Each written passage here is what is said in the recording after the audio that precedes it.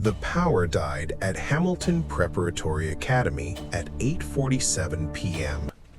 Tactical operators breached the building. Their target, the president's daughter.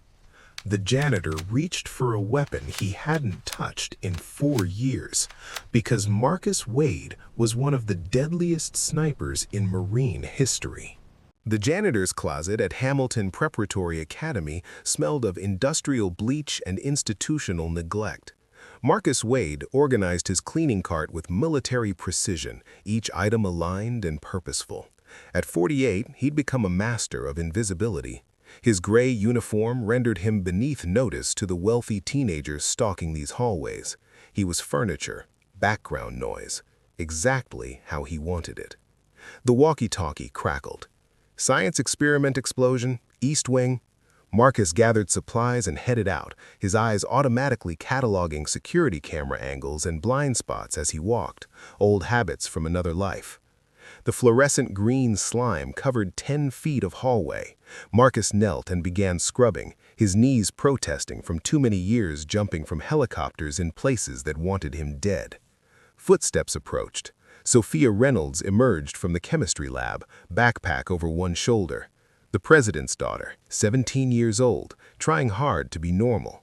She apologized for the mess, tried to help clean it. Marcus's hand intercepted hers before thought engaged, pure reflex from 1,000 combat situations. Their eyes met. Something flickered across her face. Recognition that the man in the janitor's uniform was something other than he appeared. He released her, made minimal conversation. She should go to SAT prep. He had this handled. But she lingered, studying him with uncomfortable directness. She introduced herself as if he might not know who she was, thanked him for fixing the library heater last month. He hadn't realized anyone noticed. When she left, Marcus watched her reflection in the polished floor, jaw tightening. The protective instinct rising in his chest was unwelcome, dangerous. Distance was survival. Attachment was death. That night, Marcus's apartment was Spartan to the point of monasticism. The walls held a single photograph, Marcus at 23 in dress uniform, standing between his parents after completing sniper school. Both parents dead now. That was 15 years ago, back when he'd been Sergeant Marcus Wade, Marine Scout Sniper, the man they called for impossible shots. 87 confirmed kills across 3 tours. Most he could live with, enemy combatants, bad men doing bad things.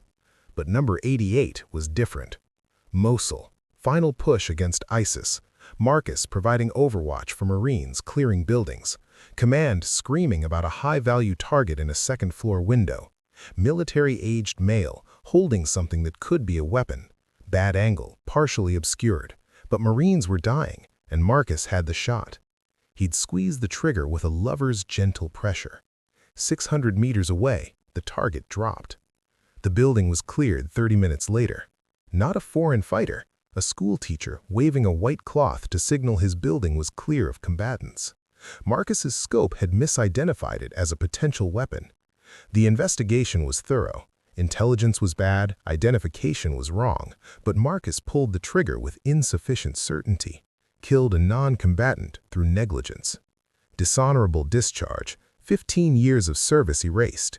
The only concession was keeping details classified. Marcus had drifted for 3 years before landing the janitor job, the longest he'd held anything since separation. Then Sophia Reynolds enrolled, and everything got complicated. The call came on a Wednesday evening, on a phone that hadn't rung in 4 years. Rodriguez, Marcus's old spotter from Afghanistan, dying from 3 gunshot wounds, speaking in wet whispers from a payphone. There was a team, private contractors, former military, well-funded. Target, Sophia Reynolds. Operation happening tonight. They had inside information on security layouts. Rodriguez had declined to join, been eliminated as a security risk. He'd escaped barely, was calling the one person with skills to intervene and reason to care about dead civilians. The line died. Marcus made his decision instantly. He left his cart, descended to the basement, found an aluminum bat, then remembered the ROTC storage room with its decommissioned military equipment.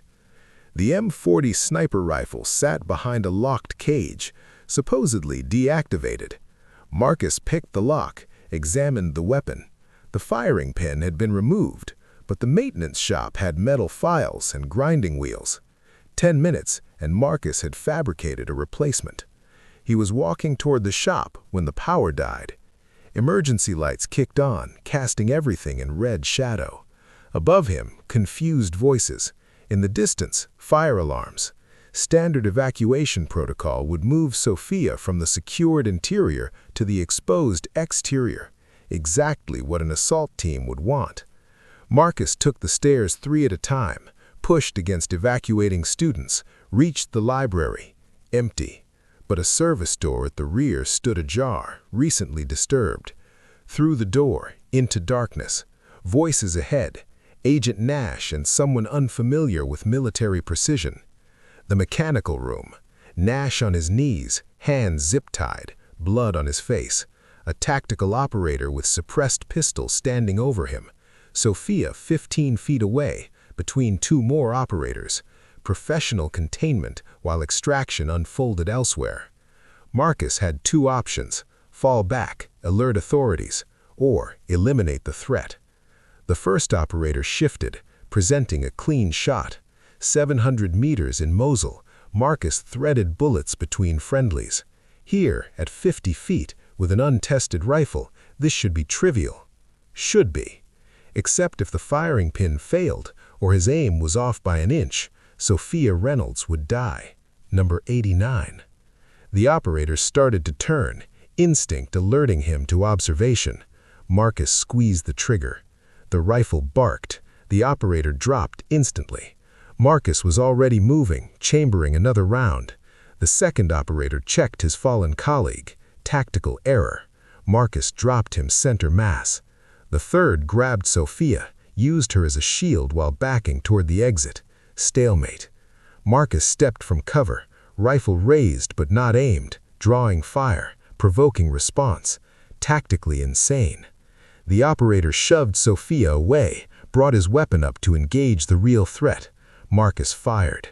The bullet caught him in the throat, above the body armor. He went down, clutching his neck, choking on his own blood. Marcus cut Nash's zip ties, established defensive position. More gunfire elsewhere. Carson engaging. Nash called for backup, 6 minutes out. 6 minutes was an eternity. A voice called out from the corridor. Educated, officer class.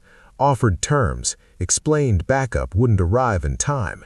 Then offered Marcus specifically a job. Join them, walk away with enough money to disappear. Marcus declined. Suggested they were welcome to try taking Sophia over 3 bodies. The assault began. Flashbangs, multiple entry points. Marcus fired blind into the breach points, heard screams. An operator hit him from the side, knocked the rifle away. Boots connected with ribs, head. Marcus got his arm up, absorbed impacts. The operator stood over him, rifle pointed center mass. He hesitated. Professional courtesy, recognition of skill. The hesitation killed him. Sophia came from nowhere with a length of pipe, caught him across the skull. He dropped hard. Marcus grabbed the fallen rifle, scrambled up. The mechanical room went quiet. 4 operators down. Sirens penetrated the ringing in his ears. The voice from the corridor called out. This wasn't over. Sophia would never be safe. Then footsteps retreating, the team breaking contact before police arrived. Marcus wanted to pursue, but Sophia was priority. Everything else was secondary. Police burst in, weapons drawn.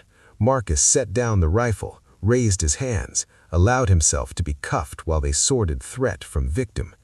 Agent Carson appeared 5 minutes later, looking like he'd survived a blender. He made a phone call that got Marcus released immediately. Then Carson asked the question Marcus had been dreading. Who the hell was he really? The interrogation lasted 3 hours.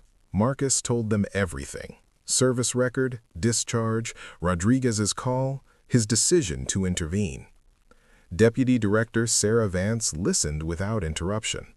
When he finished, she explained they'd recovered 6 bodies, all professionally sanitized. Rodriguez's body found in Baltimore, 3 gunshots. The assault team had evaporated. She asked why he'd intervened.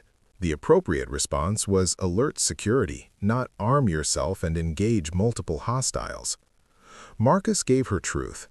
He'd intervened because Rodriguez's dying act deserved respect, because he was trained for this, because a 17-year-old didn't deserve to be collateral damage, and because he owed a debt. Number 88, the schoolteacher in Mosul. He couldn't undo that death, but maybe he could balance scales by saving an innocent girl. Vance had read his discharge files, including the dissenting opinion arguing Marcus acted appropriately given available intelligence. She thought the discharge was wrong, not her place to say officially, but she wanted him to know. Then she offered him a job, special consultant to Presidential Protection Division. Better pay, security clearance, authority to carry weapons. Sophia had specifically requested him. The president himself supported whatever arrangement made his daughter feel safest. Marcus sat in the uncomfortable chair, considering. 4 years building a life of deliberate insignificance. This job meant visibility, responsibility, caring again. The question was whether he trusted himself enough to accept. 6 months later, Marcus stood in the shadow of a marble column at Hamilton Prep, watching Sophia deliver her valedictorian speech. Instead of gray uniform, he wore a dark suit with an earpiece. Instead of a cleaning cart, he carried a Sig Sauer P229. After the ceremony, Sophia found him. She thanked him for coming on his day off. Marcus shrugged. This was his job now. She told him to stop being professionally distant. They'd survived hell together. That created a bond.